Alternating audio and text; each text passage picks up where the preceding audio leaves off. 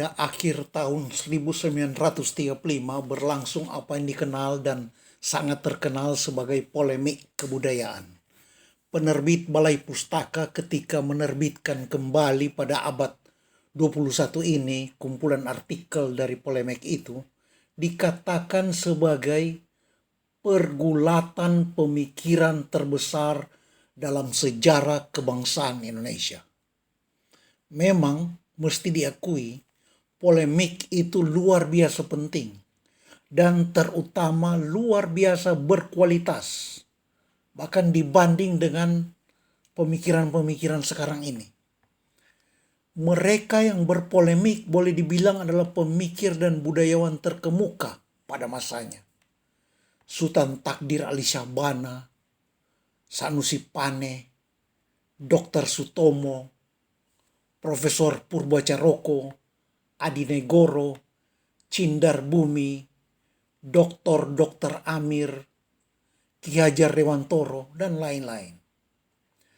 Armin Pane, perdebatan mereka, tapi tidak semua yang berdebat itu, dimasukkan kemudian dalam satu buku yang disunting oleh sastrawan Ahdiat Kamiharja.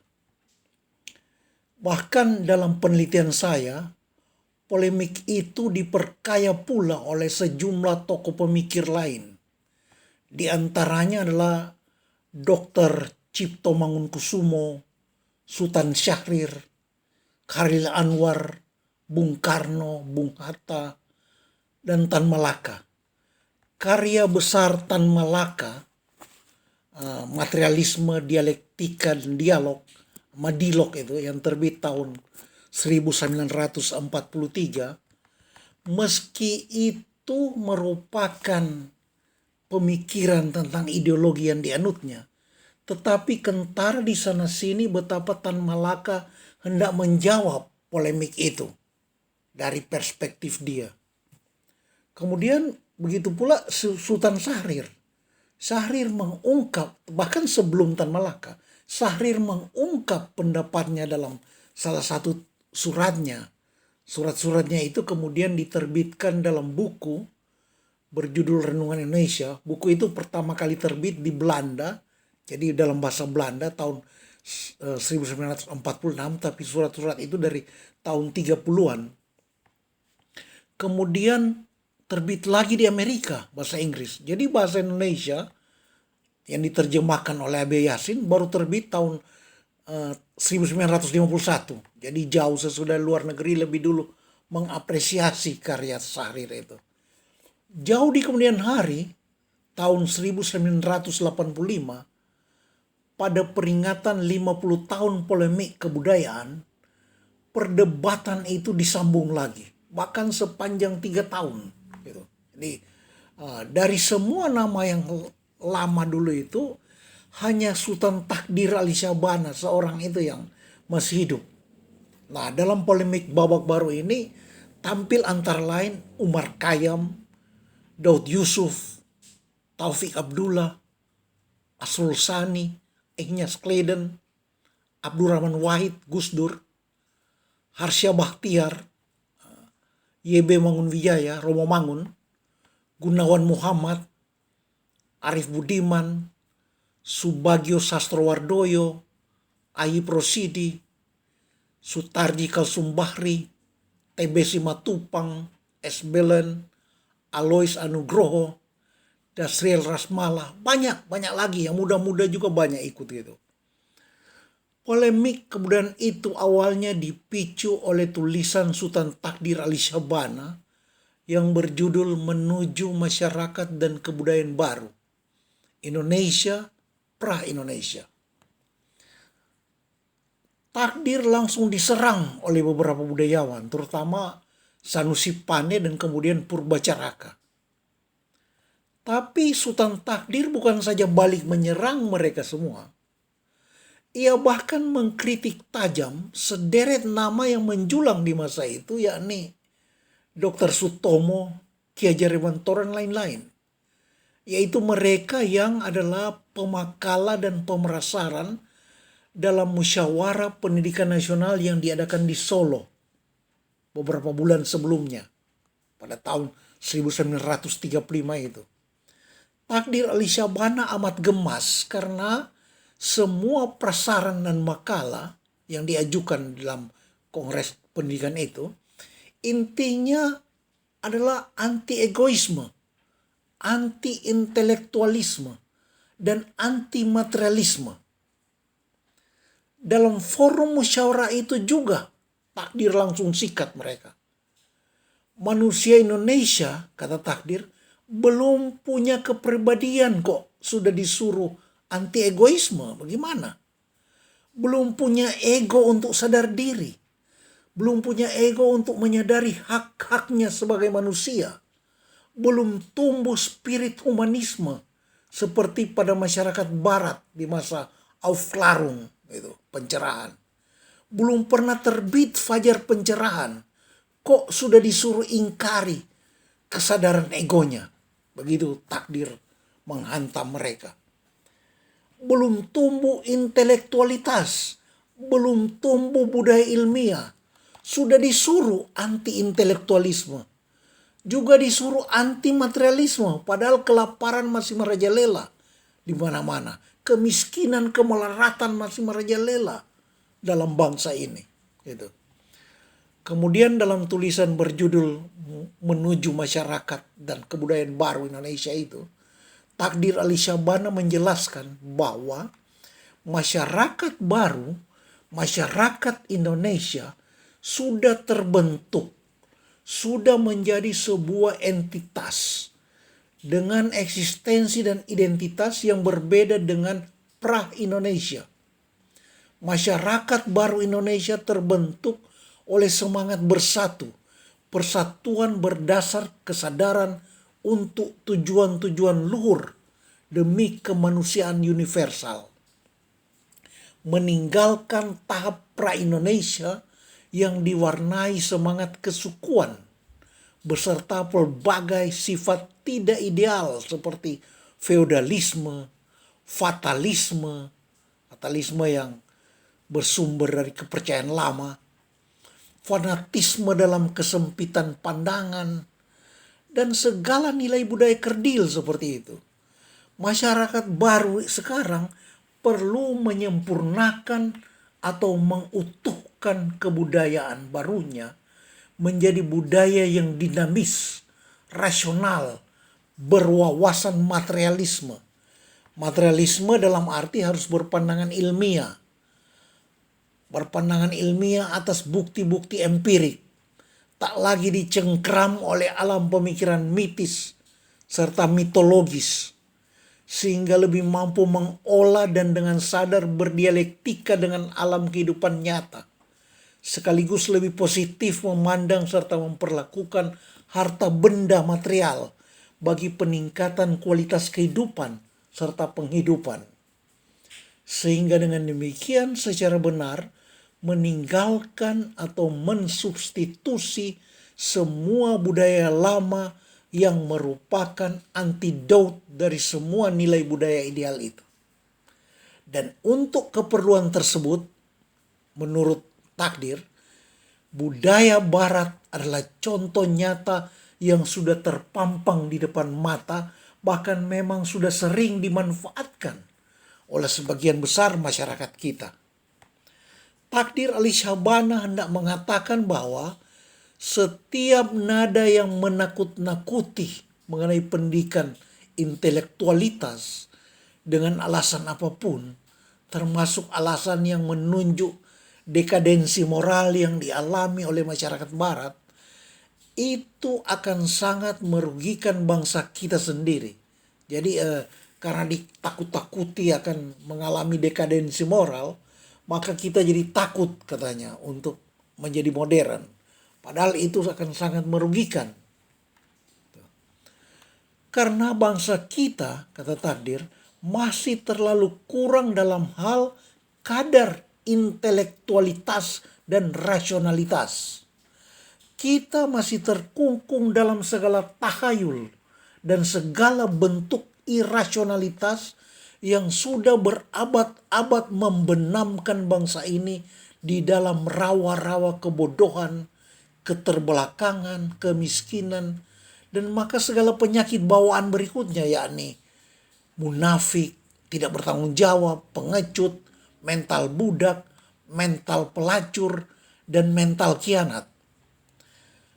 Kalau kita analisa sebab-sebab kalahnya dan terjajahnya bangsa kita, tulis takdir, maka nyatalah kepada kita bahwa menjadi statis dan lemahnya masyarakat bangsa kita adalah karena berabad-abad kurang memakai dan mengasah inteleknya, kurang mengusahakan materi, dan kurang berindividu atau berpribadi.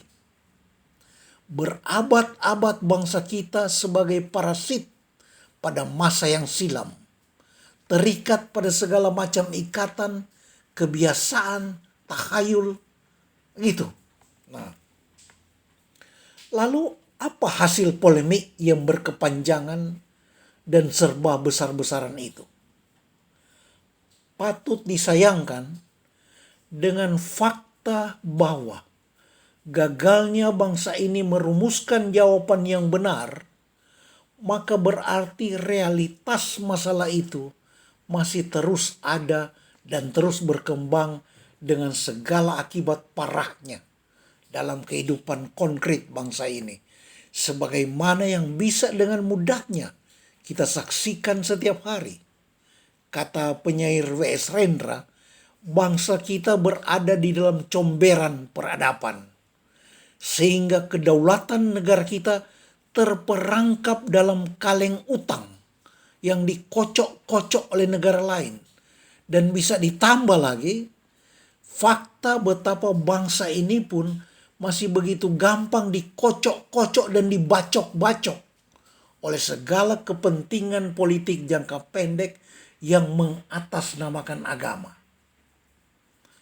Selama lebih 80 tahun, polemik itu tidak bisa berbuah membawa hasil yang berarti bagi budaya bangsa ini. Mengapa?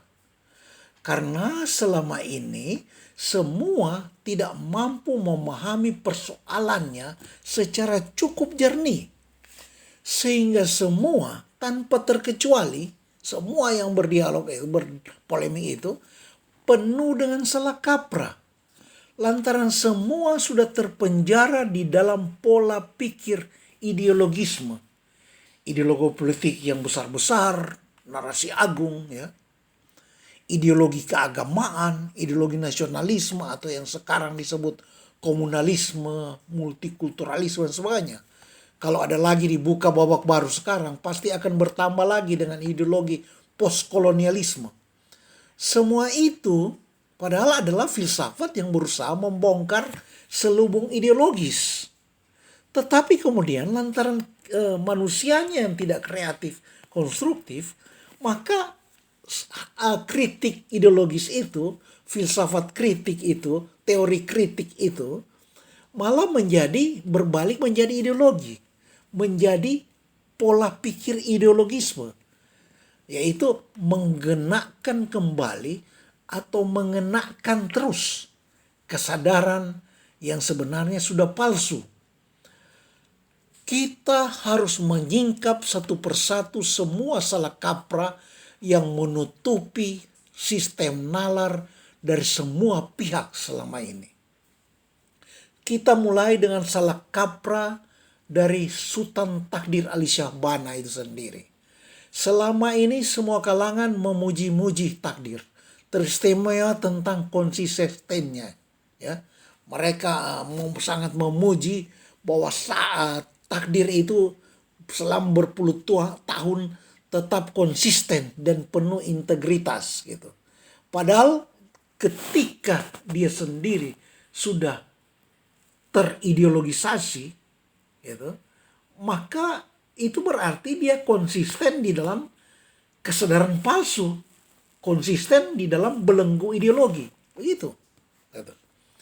Jadi waktu itu takdir kan mendengar ceramah Ki Hajar Dewantoro, Dr. Sutomo dan sebagainya itu.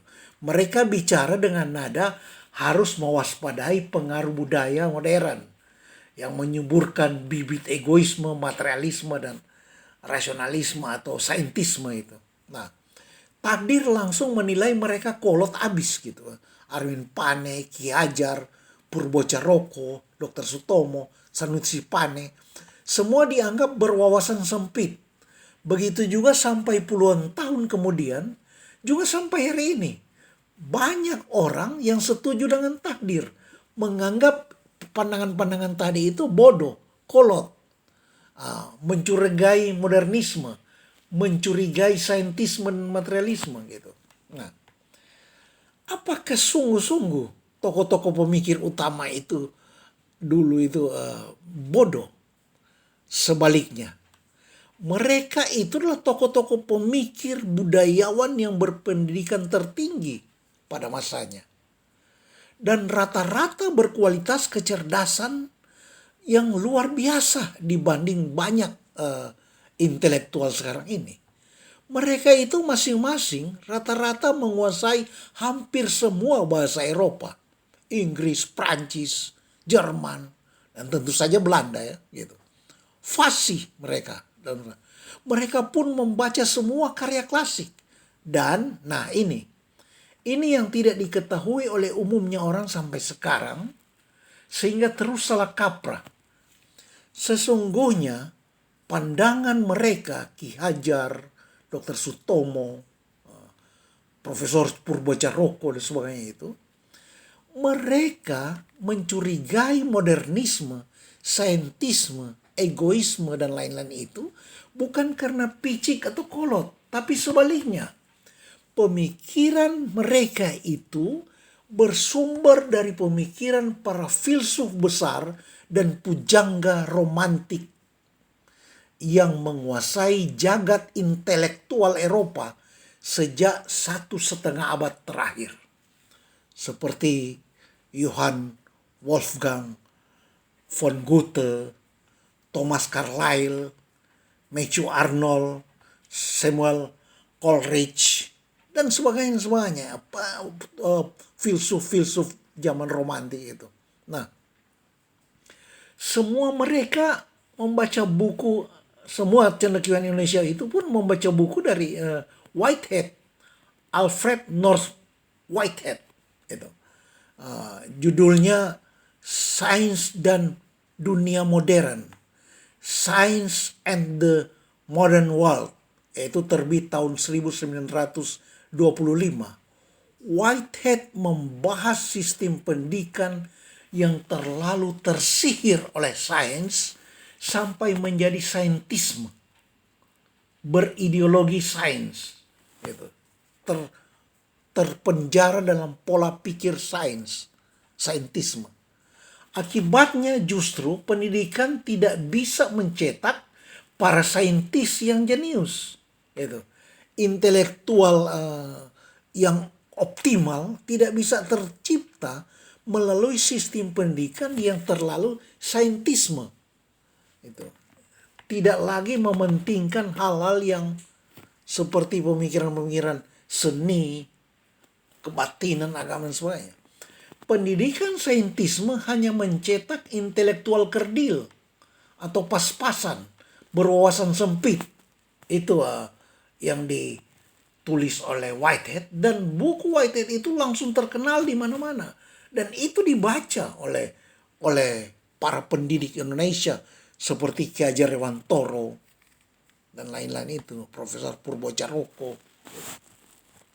Satu lagi buku yang sangat berpengaruh pada masa itu, mempengaruhi para intelektual, yaitu karya dari Johann Huizinga. Itu terbit tahun 1919. Bukunya berjudul Musim Gugur Zaman Pertengahan. Huizinga mengungkap betapa budaya dan pendidikan yang terlalu formalisme ternyata sangat membuat rapuh dan kerdil manusia. Semua intelektual kita pada waktu itu membaca Huizinga, Bung Hatta, Sultan Syahrir. Itulah mengapa walau Hatta sangat mengagungkan ilmu pengetahuan modern yang berkembang di barat, di mana dia sendiri menimba ilmu di Belanda sana, tapi Hatta tetap menganjurkan agar sangat hati-hati waspada. Terkenal pandangan Bung Hatta itu tentang kebudayaan bahwa kita harus adaptarian, bukan adoptarian. Harus adaptasi, bukan adopsi. Harus dengan sadar mengambil apa-apa yang perlu. Jangan menelan bulat-bulat. Pemikiran-pemikiran dan budaya dari barat itu. Semua pandangan mereka yang dihantam oleh Sultan Takdir sekarang kan makin terbukti. Pendidikan kita payah karena cuma buru-buru hendak mentransfer teknologi maju. Ini yang pula kemudian dilihat oleh sejarawan Arnold Toynbee. Terakhir diungkap juga oleh Abdus Salam. Abdus Salam itu adalah fisikawan asal Pakistan yang menjadi pemenang hadiah Nobel. Abdus Salam melihat kegagalan pendidikan dan kebudayaan bangsa-bangsa Asia yaitu tidak mendahulukan ilmu-ilmu dasar. Buru-buru sibuk dengan saintisme dan teknologi. Itu sudah dilihat oleh orang-orang yang justru dikritik oleh Sultan Takdir tadi.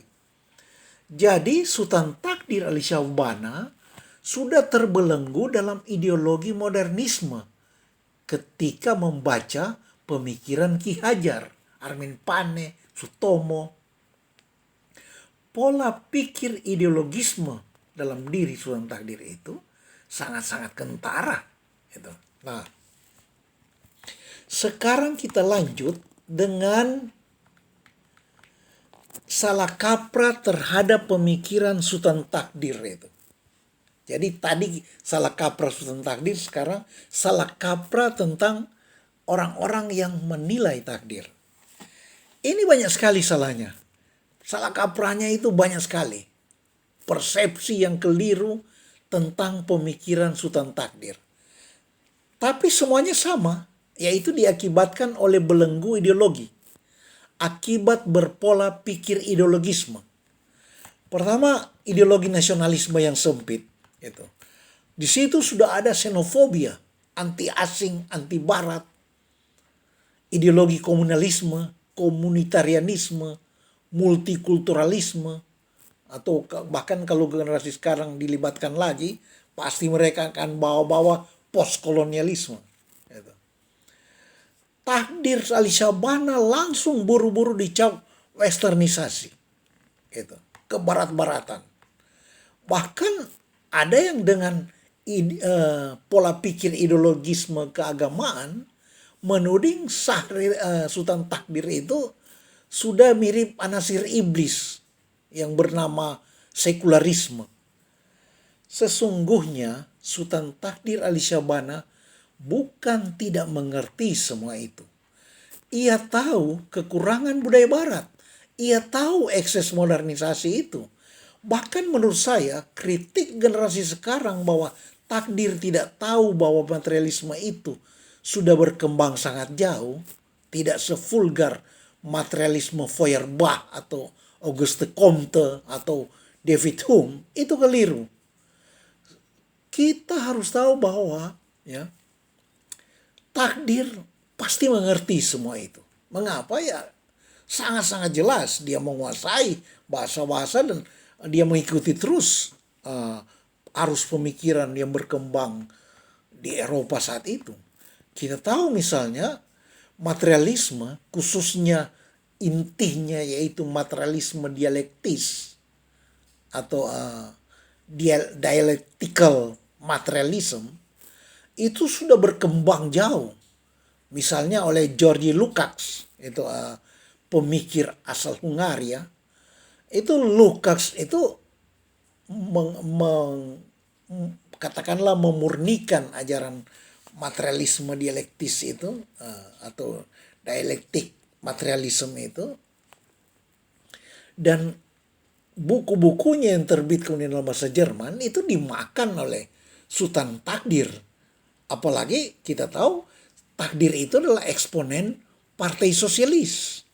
Tidak mungkin dia tidak membaca buku-buku itu. Itulah mengapa saya bilang pemikiran-pemikiran mutakhir tentang materialisme yang tidak lagi seperti Feuerbach atau Comte, David Hume, itu dimakan semua oleh takdir. Jadi takdir bukan tidak tahu. Tetapi takdir Ali Syabana memang secara sadar dan sengaja bersikap mendahulukan materialisme, individualisme, intelektualisme atau budaya rasional itu karena untuk strategi memajukan bangsanya yang karena dia lihat masih terlalu terkebelakang. Jadi kritik terhadap Sultan Takdir haruslah yang lebih benar. Apa yang lebih benar kritik terhadap dia itu? Yaitu kita harus tegaskan lebih dulu bahwa Sultan Takdir pun terjebak di dalam ideologisme. Ia berpola pikir dikotomis. Sultan Takdir sebagaimana juga banyak intelektual yang sampai saat ini, itu mereka mengira bahwa yang benar adalah memadukan secara seimbang antara materialisme, intelektualisme, saintisme di satu pihak dan di pihak lain adalah aspek iman, estetik, moral. Pokoknya dipolahkan pada dualisme, dua kutub gitu. Undang-undang sistem pendidikan kita pun sekarang ini menganut itu kan, imtak dan iptek, iman dan takwa dipadu dengan iptek, ilmu pengetahuan dan teknologi, imtak iptek gitu. Nah, itu sama dengan usaha dari Profesor Howard Gardner, ahli pendidikan yang bicara tentang kecerdasan ganda atau multiple intelligences itu. Juga segala teori tentang keseimbangan otak kanan, otak kiri, IQ, EQ, SQ, kecerdasan emosional, kecerdasan spiritual, dan segala macam Q gitu. Segala motivasi, buku-buku tentang pengembangan karir, psikologi populer, itu sama semua itu. Berusaha mendaftar sebanyaknya gambaran ideal tentang manusia yang sudah maju, lalu dikira dengan demikian sudah memberikan ajaran atau teori yang benar. Begitu juga takdir.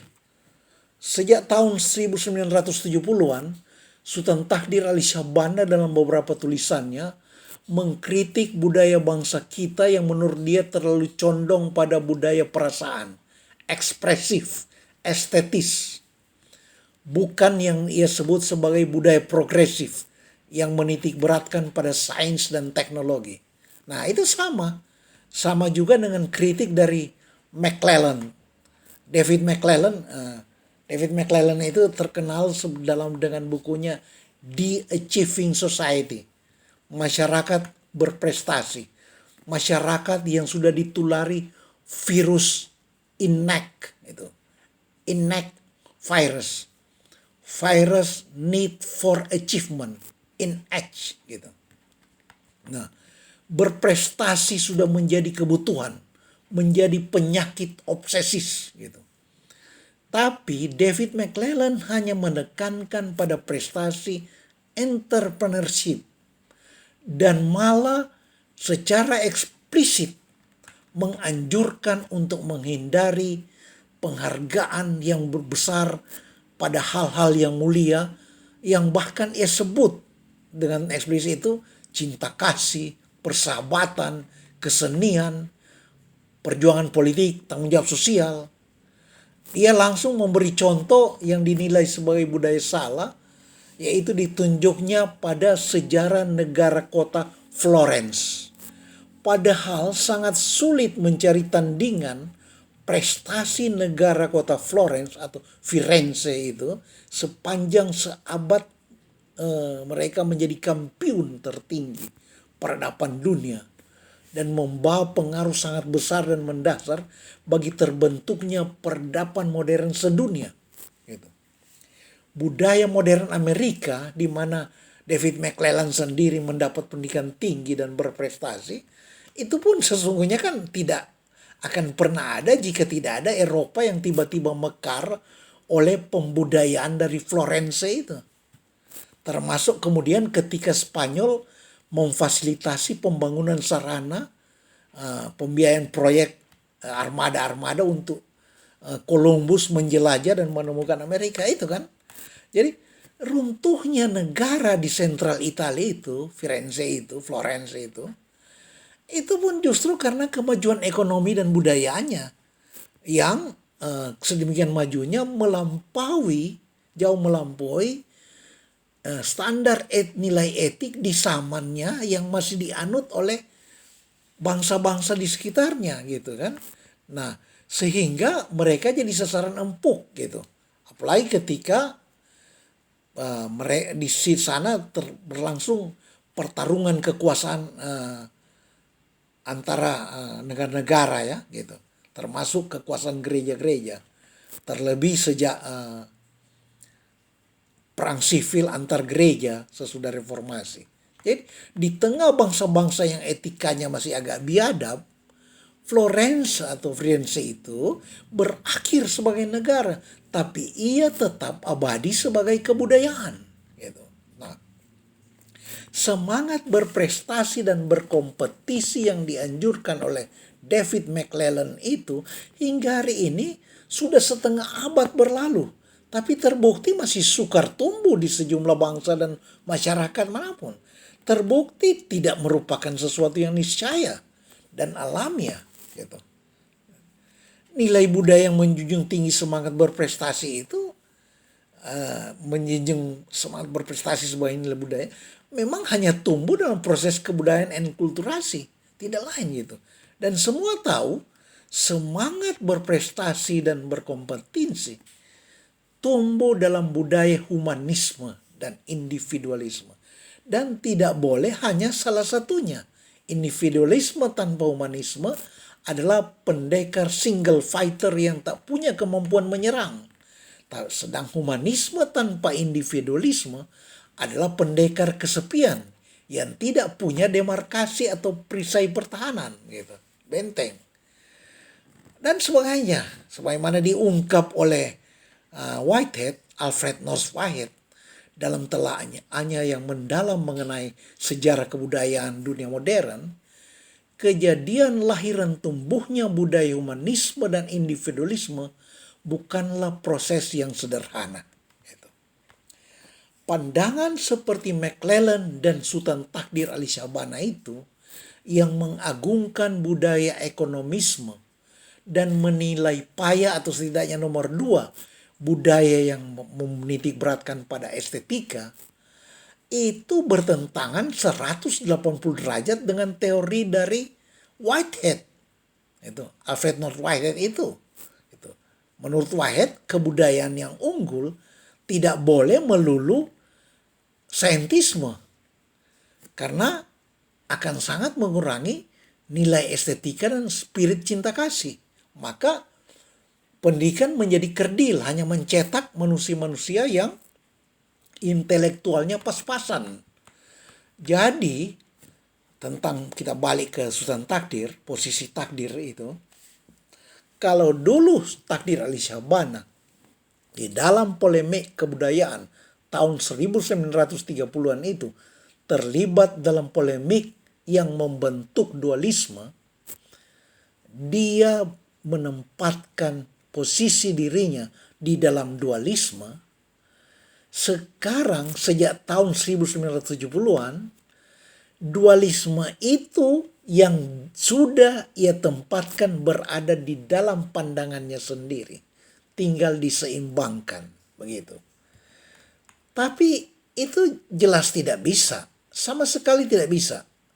Tidak pernah bisa visible segala usaha untuk memadukan secara seimbang dan dengan cara merapatkan dan menggabung begitu saja, seperti ketika kita bikin adonan kue atau mencampur semen dan pasir dengan takaran yang tertentu. Tidak. Usaha seperti itu sudah dilakukan oleh sangat banyak filsuf, sangat banyak ahli pendidikan, ahli psikologi, peneliti-peneliti. Hasilnya sama, tidak pernah visible. Hanya seperti omongan para motivator, para penulis buku psikolog populer untuk pengembangan karir, yang hanya menyusun daftar sebanyaknya kondisi ideal dari orang yang sudah sukses gitu. Tapi tidak visible untuk diterapkan. Yang benar, yang visible harus sistematis dan dengan sistematika yang harus benar. Harus mulai dari satu dasar yang berfungsi sebagai gear atau poros yang memutar semua roda atau gear lainnya. Untuk mengembangkan manusia harus dimulai dengan mengaktifasi satu, yaitu nurani, conscience, nurani cinta kasih. Itu. Dari situlah melalui pelbagai aksi positif yang konkret di tengah masyarakat, tumbuhlah sekaligus dua, yaitu virtue, karakter keutamaan, kewajikan. Gitu. Dan kedua, dapat dibangun daya kreatif konstruktif, daya kreatif ilmiah atau daya kreasi seni yang harmonis. Jadi bukan kreativitas yang asal saja baru, asal aneh, eksentrik. Tidak. Harus konstruktif. Harus memiliki arah, tujuan, pemenuhan kebutuhan manusia. Begitu. Dengan daya kreatif konstruktif itulah kita akan mampu menggunakan semua data material, empirik, objektif secara setepat-tepatnya sesuai kebutuhan yang bertujuan kebaikan, ethical. Dengan begitulah bisa dibangun apa yang disebut manusia seutuhnya, yaitu penuh kebajikan dan keunggulan. Bisa beriman teguh, tapi kecerdasan sains pun tinggi. Memiliki tanggung jawab sosial sehingga sadar tentang pentingnya kebutuhan material untuk membawa kesejahteraan sebanyaknya manusia. Begitu. Itulah seharusnya isi sejati setiap strategi kebudayaan.